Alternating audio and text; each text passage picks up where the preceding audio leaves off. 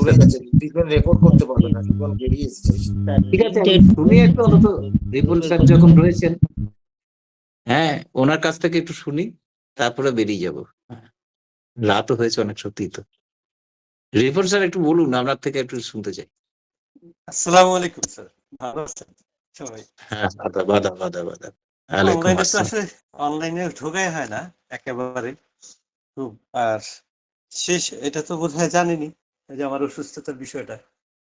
তো আলহামদুলিল্লাহ, আল্লাহর কাছে শুকরিয়া যে এক ওষুধের 1 2 3 ডোজেই মোটামুটি আমার হার্টের ব্যায়ামও ভালো হয়ে গেছে। মোটামুটি অ্যানজিওগ্রামটা করা হয়নি, আর রেস্ট অফ যত ট্রিটমেন্ট টেস্ট গুলো ছিল সেই টেস্টে রিপোর্ট ভালো। 9টা ওষুধ থেকে এখন 1.5টা ওষুধে নামায় আনছে অ্যালোপ্যাথিক ডাক্তাররাই। এটা হচ্ছে হার্টের সর্বশেষ আপডেট। আল্লাহর অশেষ মেহেরবানি, ওষুধ চলতেছে, হোমিওপ্যাথিক ওষুধ খাচ্ছি, পাশাপাশি ওই অ্যালোপ্যাথি গুলো খাচ্ছিলাম। তো তো আপনার গত লাস্ট আপনার আপনার রাত জাগার আপডেটটা একটু আমাদের দিন। আচ্ছা স্যার, ওইটা দিব। রাত জাগার আপডেট মানে এই সুবাদে এই অসুস্থ স্যার, রাত জাগার আপডেটটা দিচ্ছি এই সুবাদে, আগে বলিনি, এই সুবাদে আল্লাহর অশেষ মেহেরবানিতে অর্গাননকে নতুন করে আবিষ্কার করার সুযোগ হলো স্যার। তো আমি এর মধ্যে আমার এখানে ক্লাসে যারা আসে ছাত্ররা আমার বাসায়, তো তাদেরকে বলতেছিলাম, শোনো, অর্গানন এমন একটা জিনিস, তুমি যদি হোমিওপ্যাথি করতে চাও তাহলে হেনিম্যান দিয়ে হোমিওপ্যাথি করতে হবে, এর বাইরে কোনো হোমিওপ্যাথি হবে না। আর হেনিম্যান দিয়ে যদি হোমিওপ্যাথি করতে হয় তাহলে অর্গানন দিয়ে গোত্র করতে হবে প্রথমত হোমিওপ্যাথির শিক্ষা। স্যার এটা বুঝলাম না। আমি বললাম কি, শোনো, অর্গাননের প্রত্যেকটা অ্যাফোরিজম এক একটা আকাশের তারার মতন। এর প্রত্যেকটা নিজস্ব অভিব্যক্তি আছে, নিজস্ব ব্যক্তিত্ব আছে, নিজস্ব অবয়ব আছে, নিজস্ব বৈশিষ্ট্য আছে প্রত্যেকটি তারার।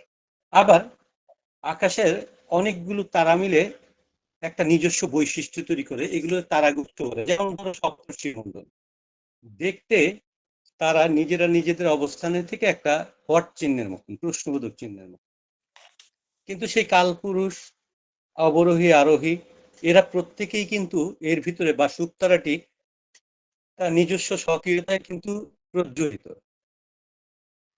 তো আমি বললাম, এই হেনিম্যানের অর্গানন যখন তুমি একটা একটা করে সিঙ্গেল করবা, প্রত্যেকটা সৌন্দর্য দেখবা, মানে তোমাকে অভিভূত করবে যদি তুমি বুঝতে পারো, আর সে যদি খুলে দেয় তোমার পর। তো এই অসুস্থ অবস্থায় এই অর্গাননকে নতুন করে আবিষ্কার করতে করতে ওইটুকুই আবিষ্কার করলাম যে এই, তখন বললো যে স্যার, পরেরটা বুঝলাম, প্রথমটা বুঝলাম যে প্রত্যেকটি তারার এক একটা নিজস্ব, এই যে আপনি সপ্তর্ষি মণ্ডলের কথা বলে এটা বুঝলাম না। আমি বললাম যে এটাই হচ্ছে সবচেয়ে বড় সৌন্দর্য হোমিওপ্যাথির। যদি তুমি বুঝতে পারো বিষয়ভিত্তিক ভাবে অর্গাননকে, তাইলে তুমি দেখবা অর্গাননই তোমার প্র্যাকটিস অফ মেডিসিন।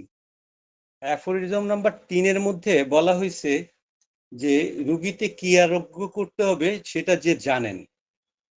তো যেহেতু বরিকের বই থেকে বাংলা, মানে বাংলাতে বেশিরভাগ ট্রান্সলেশন হয়েছে, সেই জায়গায় ওই বরিকের বইয়ের মধ্যে ব্র্যাকেটের মধ্যে ডিজিজ অফ নলেজ কথাটি লিখে দিয়ে আমাদের দৃষ্টিটাকে অন্যদিকে ঘুরাই দিছে। তো আমরা চলে গেছি ডেভিডসনের প্র্যাকটিস অফ মেডিসিন, কিংবা এই ধরনের যত প্র্যাকটিস অফ মেডিসিন আছে, সবাই কেন জানি অ্যালোপ্যাথি দিয়ে রোগকে চিনতে যাচ্ছে। আসলে রোগকে চিনার কথা হানিম্যান কোনোদিনই বলেন নাই, বলছে যে রুগীটাকে চিনো। যার কারণে আমাদের রোগী লিপি ভাষাও চেঞ্জ হয়ে গেছে। যে মাথা ব্যথা বলছে, যে মাথা ব্যথাটা কোথায়, মাথা ব্যথাটা কখন হয়, মাথা ব্যথাটা, মানে আপনার সমস্ত ইনফরমেশন নিচ্ছেন রোগ নিয়ে। ফলে রোগীর তথ্যটা আর আসতেছে না,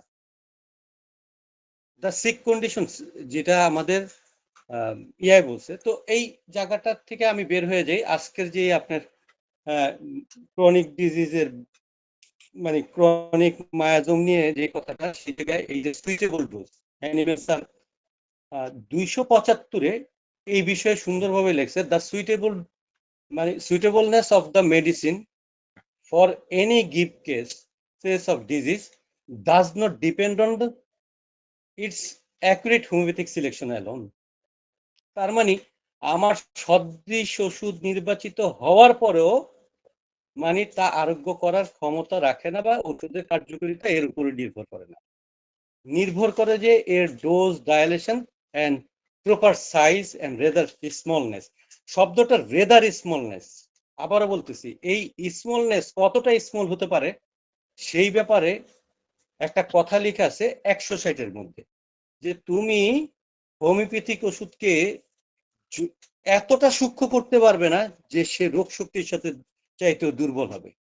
তার মানে তুমি যত পরিমাণে সূক্ষ্ম, এটার একটা এক্সাম্পল দিতে গিয়ে কোথায় জানি পড়ছি ঠিক মনে পড়ে না, এই অসুস্থ হওয়ার পরে আমার এই জিনিসগুলো খুব বিশৃঙ্খলিত হয়, যে একটা সমুদ্রের মধ্যে যদি এক ফোঁটা পানি দেওয়া, সমুদ্রের ওই পার থেকে যদি মানে একটা দানা ওষুধ দেওয়ার পরে যদি ওই পার থেকে তুমি এক মানে 1 চামচ পানি খেয়ে খাও, তাইলেও আমার এই ওষুধ ক্রিয়া করবে।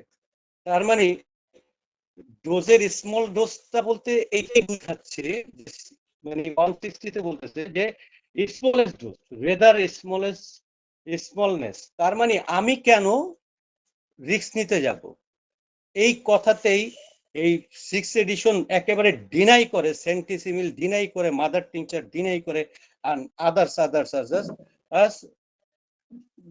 মানে বৃহত্তর ডোজ গুলাকে একেবারে 6th এডিশন বাদ দিয়ে দেয়, অন্য 1 to 5th এডিশন পর্যন্ত যত রকমের কার্যক্রমগুলো আছে। কারণ সব কিছু করে এই 6th এডিশনে এসে হ্যানিম্যান স্যার কমপ্লিট করে দিয়েছেন। অলরেডি এই ভাষ্যটা তিনি দিয়েছেন তার ওই ফার্স্টের দিকে। তো আলটিমেটলি আজকে এই জায়গাটায় হঠাৎ করে মনে পড়লো যে এই যে স্মলের ডোজ না হয়ে ডোজটা যদি বড় হয় তাহলে কি ঘটনা ঘটতে পারে। বলতেছে রুগীটা মৃত্যু পর্যন্ত যেতে পারে 276-এ। শুধু তাই নয়, রুগীটাকে তুমি একেবারে অনারোগ্য রোগে পাঠিয়ে দিবা। কিভাবে? ওই বৃহত্তর ডোজ হতে তার সে যে কমপ্লেন গুলো নিয়ে আসছে সেই কমপ্লেন গুলো ভালো হয়ে যাবে ঠিকই, কিন্তু এই ওষুধটাই তার শরীরের মধ্যে তার ওষুধের প্রুভিং সিমটম গুলো দিতে থাকবে একের পর এক, এবং এই রুগীটাকে অসাধ্য রোগে নিয়ে যাবে 276-এ, তাই বলছে। আমার কাছে সবাই, আমি দেখি অনেক ডাক্তারে দেখছি একটা দানা পড়ছে, দূর এটা দিয়ে কি হবে, তা আরো একটা দানা ফালায়। আমি তাকে বলতে চাই, আপনার মনে সন্দেহ রাখার কোনো অবকাশ নেই, আপনি কোনোভাবেই এত ক্ষুদ্রতর করতে পারবেন না যা রোগ শক্তির চেয়ে শক্তিশালী। হোমিওপ্যাথির ডোজ এত ক্ষুদ্র করা যায় না, যতই ক্ষুদ্র করেন না কেন তা রোগ শক্তির চেয়ে বেশি শক্তিশালী। দেন আমি কেন রিস্ক নিতে যাব, রোগীর অ্যাগ্রাভেশন কেন হবে? দ্রুত বিনা কষ্টে যে শান্তভাবে যে কথাটা বলছে, হ্যাঁ, সেই শান্তভাবে কিউর যদি করতে চান তাইলে এই স্মলেস্ট ডোজটাই হচ্ছে বেস্ট ডোজ। দরকার পড়লে আপনি 1 লিটার পানিতে, আমি নিজে দেখছি প্রমাণ, 1 লিটার পানির মধ্যে আমি রুগীরে একটা দানা দিয়ে সেইখান থেকে 4 আউন্সের বোতলে 1 কর্ক ওষুধ আমি ওইটা ওই 4 আউন্সের বোতলে দিছি, 4 আউন্সের বোতলে মধ্যে দিয়ে সেইটারও 3 বার কাপ মানে 3 বার ফেলে দিয়ে ওই বোতলে পানি দিয়ে তারপরে আমি শুধুমাত্র একটু মানে দিয়ে স্মেল দিয়ে আমি তারে ফেরে দিছি, এবং একমাত্র ওইখান থেকে 1 মুখা ওষুধ তারে খাওয়াই দিছি, আর পরে জার্মান মেডিসিন বলে ফাইটাম দিয়ে চালাই দিছি। ফাইটাম আমি ওই বোতলটা রেখে দিছি, 4 আউন্সের বোতল। ঠিক 15 দিন পরে ওই রোগী আমার কাছে যখন আসছে, মরা রোগী সুস্থ যেতা হয়ে, এই বছরে আমি এইরকম প্রমাণ পেয়েছি। আমি ওষুধ কিন্তু দেই নেই, 1 দানা 1 লিটারের বোতল দিছি, তারপর থেকে 4 আউন্সের বোতলে আমি ওষুধ দিয়েছি। সেই 4 আউন্সের বোতল 3 বার কাপিং করে 4 আউন্সের বোতল তৈরি করে সেখান থেকে 1 মুখা খাওয়াই দিছি, আর তারে দিছি ফাইটাম। 15 দিন খান, 15 দিন পরে আমাকে বলবেন সেই রোগী সুস্থ হয়ে গেছে। আমি ব্যক্তিগতভাবে বলি, আমার সারা শরীরের মধ্যে অ্যালার্জিতে ভরপুর ছিল। সেই অ্যালার্জি এইরকমই এক মানে ট্রিটমেন্ট করছি। শুধু অ্যালার্জি তো ভালো, মানে ভালোর দিকে যাচ্ছে, এখনো কিউর হয়নি, 70% ভালোর দিকে ভালো হয়ে গেছে, শরীরের কালার ফিরে আসতেছে। আমি ডেইলি 1 থেকে 1.5 ঘন্টা দৌড়াচ্ছি, এবং আমার হার্টের যত ব্যায়াম ছিল সেই ব্যায়ামগুলো এক এক করে ভালো হচ্ছে, আর বাহিরের দিকে আমার এই অ্যালার্জিটা ছড়াইতে ছড়াইতে পুরো শরীর ছড়িয়ে গেছে, এবং এটা শরীরের কালারের দিকে পর্যবেসিত হচ্ছে আস্তে আস্তে। ছড়াইছে ঠিক, কিন্তু সে যে সারাদিন চুলকাইতাম সেই সারাদিনের চুলকানিটা এখন 24 ঘন্টার মধ্যে কদাচিৎ আধা ঘন্টা 15 মিনিট 20 মিনিট হয়তো হয় জামা কাপড় খোলার পর পর। তাও আবার এটা একটু পানি দিয়ে ধুয়ে দিলে হয়তো ঠিক হয়ে যায়। তো এটা আমি আমার এই ভাইরা যারা এই রুমের মধ্যে আজকে আছেন তাদের জন্য বলতেছি, ভয় পাওয়ার কিছু নাই। একটা ছোট্ট দানায় মানুষকে 100% কিউর করে, আস্থা রাখেন। হেনিম্যানের 160 এই কথাটাই বলছে, 160 নম্বর অ্যাফোরিজম। দরকার পড়লে না পড়লে আবার পড়েন। আমি বলতেছি এই মাত্রা ডোজ ডায়ালেশন সম্পর্কে আপনারা অ্যাফোরিজমের ভিতরে খুঁজেন, দেখেন সবগুলোরে এক জায়গায় জড়ো করেন, একেবারে সঠিক সুন্দর দিক নির্দেশনা আছে কিভাবে ব্যবহার করবেন, কিভাবে প্রয়োগ করবেন। যদি একটু অবজারভেশনাল চোখ থাকে তাইলেই বুঝতে পারবেন, আর নিজে দিয়ে দিয়ে এটারে পারফেক্ট করেন।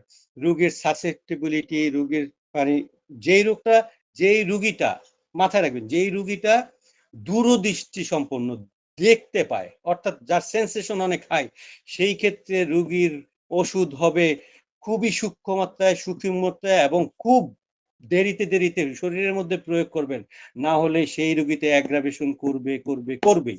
এটা আমার নিজের অবজারভেশন। আসসালামু আলাইকুম।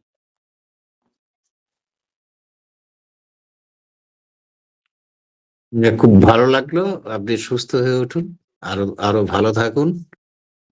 ঠিক আছে, তাহলে আজকে তো দীপেন চলেই গেছে, তাহলে অমর আমরা রাতটা তো সবাইকে শুভরাত্রি জানিয়ে বিদায় নেই। হ্যাঁ, শুভরাত্রি, সকলে ভালো থাকবেন। বিদায় নিলাম সবাইকে শুভরাত্রি জানিয়ে।